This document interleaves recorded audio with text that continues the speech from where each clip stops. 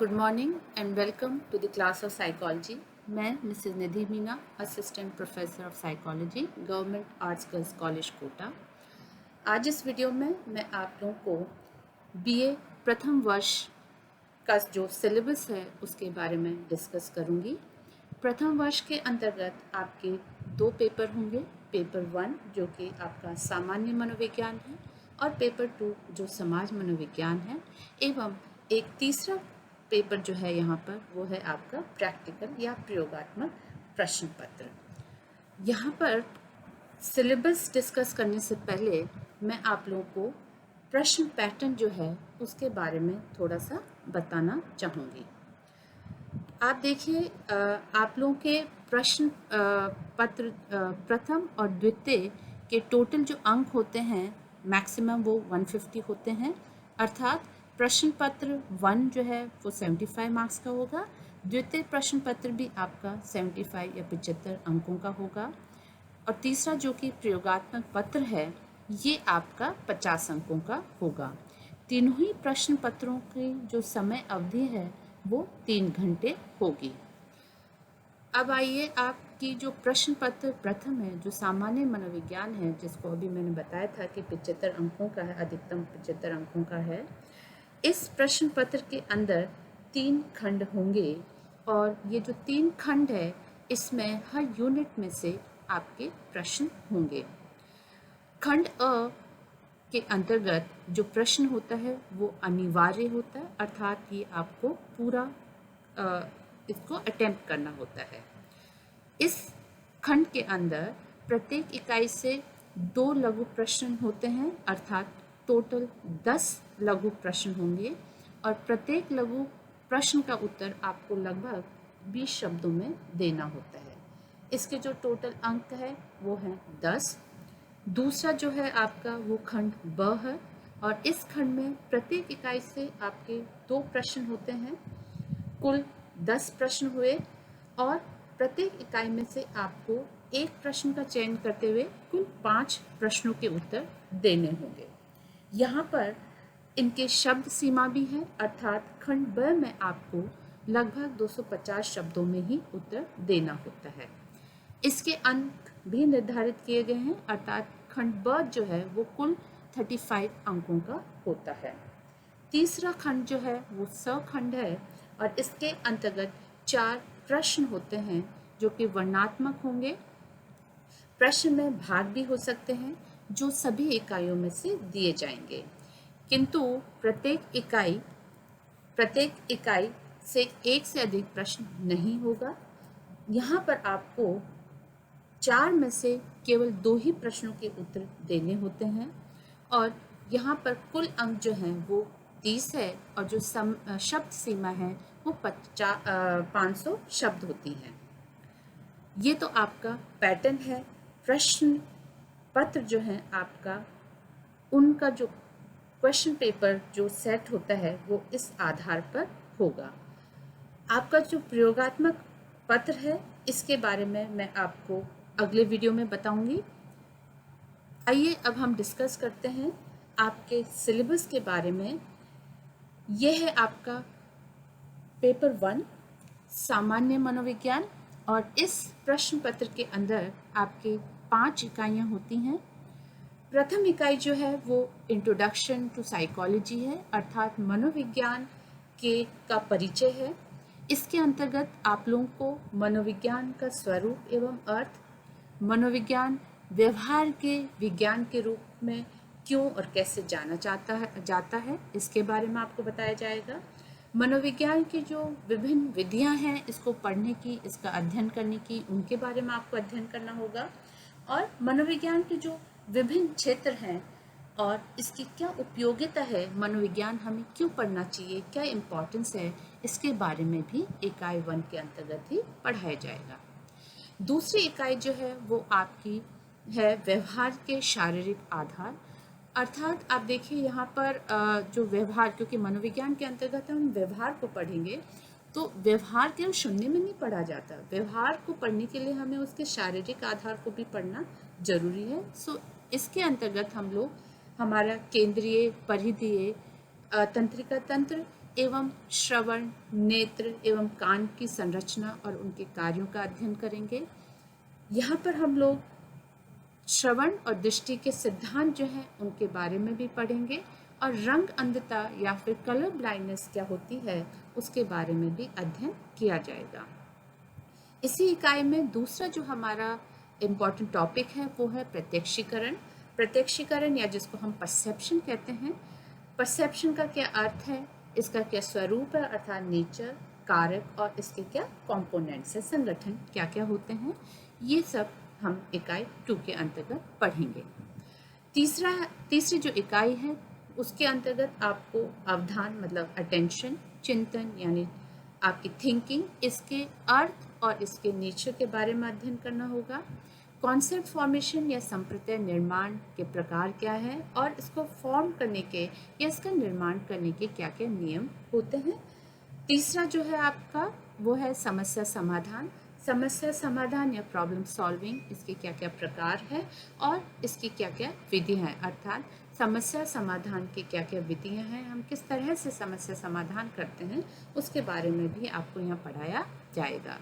इसी के अंतर्गत आपको अधिगम पढ़ना होगा। अधिगम यानी learning.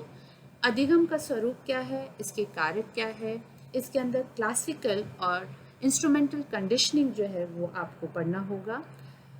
Trial and error, insight learning, ये सारी कुछ सीखने की विधियाँ हैं या आप कह सकते हैं डिफरेंट टाइप्स ऑफ लर्निंग है जो कि आपको इसके अंतर्गत पढ़ाई जाएगी।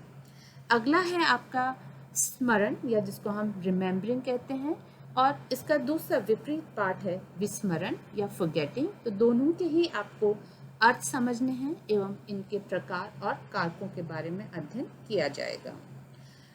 नेक्स्ट है इकाई 4 जिसके अंतर्गत आप लोगों को 2 टॉपिक पढ़ाए जाएंगे। प्रथम है अभिप्रेरणा या जिसको हम मोटिवेशन कहते हैं और दूसरा है संवेग या जिसको इमोशंस कहा जाता है। अभिप्रेरणा के अंतर्गत आपको इसका स्वरूप, इसका प्रकार और एक इम्पॉर्टेंट थ्योरी जो कि मैस्लो का मोटिवेशनल सिद्धांत है इसको पढ़ाया जाएगा।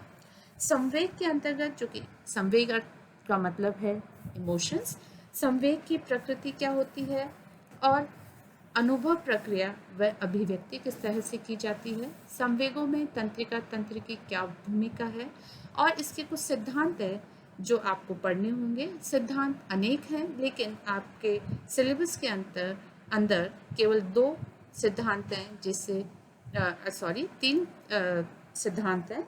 जेम्स लॉन्ज का सिद्धांत, केनेथ बार्ड का सिद्धांत एवं संज्ञानात्मक सिद्धांत, ये आपको इसके अंदर पढ़ना होगा। इकाई 5 के अंतर्गत आपको बुद्धि मतलब बुद्धि की प्रकृति, मापन एवं सिद्धांत के अंतर्गत आपको स्पीयरमैन का द्विकारक सिद्धांत एवं थर्स्टन का समूह कारक सिद्धांत पढ़ाया जाएगा। व्यक्तित्व की बात करें तो व्यक्तित्व अर्थात पर्सनालिटी, यहाँ पर आपको अर्थ एवं प्रकृति और सिद्धांत के अंतर्गत आपको क्रैशमर, शेल्डन और एल्पोर्ट के सिद्धांत पढ़ने होंगे। व्यक्तित्व को प्रभावित करने वाले क्या क्या कारक है एवं व्यक्तित्व का मापन किस तरह से किया जाता है ये आपको यहाँ पर पढ़ाया जाएगा। व्यक्तित्व के मापन के अंतर्गत क्या क्या टेस्ट है, क्या क्या मेथड्स है जिस तरह से हम व्यक्तित्व का मापन कर सकते हैं, उन सब की जानकारी आपको यहाँ पर दी जाएगी। ये तो है आपका सिलेबस। इस सिलेबस को पढ़ने के लिए आपको जो पठन सामग्री की जो आवश्यकता है, आप यहाँ पर कुछ किताबें दे रखी हैं, इनमें से आप कोई सी भी एक किताब अपने लिए खरीद सकते हैं अध्ययन के लिए। जैसे आधुनिक सामान्य मनोविज्ञान है SK शर्मा की, एक आधुनिक सामान्य विज्ञान अरुण कुमार सिंह जी की है, आधुनिक सामान्य विज्ञान श्रीवास्तव वर्मा जी की है, सामान्य मनोविज्ञान SS माथुर की है। ये इनमें से आप कोई सी भी एक पुस्तक खरीद सकते हैं एवं आप उनका अध्ययन यहाँ से कर सकते हैं। अब आपका फर्स्ट ईयर में ही आपके जो सेकंड पेपर है उसका नाम है समाज मनोविज्ञान या सोशल साइकोलॉजी। सोशल साइकोलॉजी के अंतर्गत हम लोग यहाँ पर भी 5 इकाइयाँ होंगी और इस यहाँ पर प्रथम इकाई के अंतर्गत हम लोग सबसे पहले समाज मनोविज्ञान क्या होता है उसके बारे में जानेंगे। अर्थात समाज मनोविज्ञान का अर्थ, इसकी प्रकृति, इसके क्या क्या क्षेत्र है और उसका अन्य जो सामाजिक विज्ञान है उनसे क्या संबंध है, इसके बारे में अध्ययन करेंगे। क्योंकि मनोविज्ञान जो है वो समाज मनोविज्ञान का ही हिस्सा है, यहाँ पर भी विभिन्न विधियाँ हैं जिसका हमें अध्ययन करना होगा, जैसे कि निरीक्षण विधि, साक्षात्कार विधि, क्षेत्र प्रयोगात्मक विधि, समाज विधि। दूसरी इकाई जो है वो है आपकी सामाजिक प्रत्यक्षीकरण, जिसके अंतर्गत हम लोग सामाजिक प्रत्यक्षीकरण या सोशल परसेप्शन का नेचर और प्रत्यक्षीकरण पर आपकी अभिप्रेरणा, मूल्य और रुचि का क्या प्रभाव पड़ता है, इसके बारे में अध्ययन करेंगे। दूसरा जो टॉपिक है इसी के अंतर्गत वो है समाजीकरण। समाजीकरण की क्या प्रकृति है, क्या कारक है और समाजीकरण के क्या क्या एजेंट्स हैं, मतलब हमारा जो सोशलाइजेशन होता है इंसान का वो किन किन लोगों के माध्यम से होता है, ये यहाँ पर अध्ययन करवाया जाएगा। तीसरा टॉपिक यहाँ पर है सामाजिक मानक यानी सोशल नॉर्म्स, इसकी प्रकृति और निर्माण के बारे में अध्ययन करेंगे। और इसका फोर्थ टॉपिक है फैशन। फैशन जो है उसकी प्रकृति, उसके फैक्टर्स आदि के बारे में यहाँ पर अध्ययन कराया जाएगा। इकाई 3 जो है उसके अंतर्गत आपको अभिवृत्ति या एटीट्यूड पढ़ना है। एटीट्यूड या अभिवृत्ति की प्रकृति क्या है, इसको मापन करने की क्या क्या विधियां हैं, ये आपको यहाँ अध्ययन करना है। अभिवृत्ति निर्माण और परिवर्तन के सिद्धांतों के बारे में अध्ययन करना है। यहाँ पर आपको 2 सिद्धांतों के बारे में अध्ययन करना होगा, एक तो संतुलन सिद्धांत और दूसरा है संज्ञानात्मक विसंभाविता सिद्धांत। सामाजिक परिवर्तन, इसकी प्रकृति और सिद्धांत ही आपका दूसरा टॉपिक है इकाई 3 के अंदर। इकाई 4 जो है उसके अंदर आपको 2 टॉपिक्स पढ़ने हैं, पूर्वाग्रह एवं रूढ़ि युक्तियाँ। पूर्वाग्रह का अर्थ विशेषता एवं कारक की जानकारी दी जाएगी। रूढ़ि युक्तियों का अर्थ विशेषताएं और एवं इसके कारक का अध्ययन कराया जाएगा। इकाई 5 जो है इसके अंतर्गत हम संप्रेषण और नेतृत्व पढ़ेंगे। संप्रेषण का अर्थ है कम्युनिकेशन। कम्युनिकेशन की प्रकृति, प्रकार और क्या क्या बाधाएं आती हैं ये हमें यहाँ पर अध्ययन करना होगा। और नेतृत्व के अंतर्गत हम लोग अर्थ, विशेषताएं एवं इसके प्रकार पढ़ेंगे। तो आप यहाँ पर देख सकते हैं कि पांचों ही इकाइयाँ जो हैं इनके अंदर कुछ सब टॉपिक्स भी दे रखे हैं, तो आप लोगों को हर टॉपिक को पढ़ना पड़ेगा।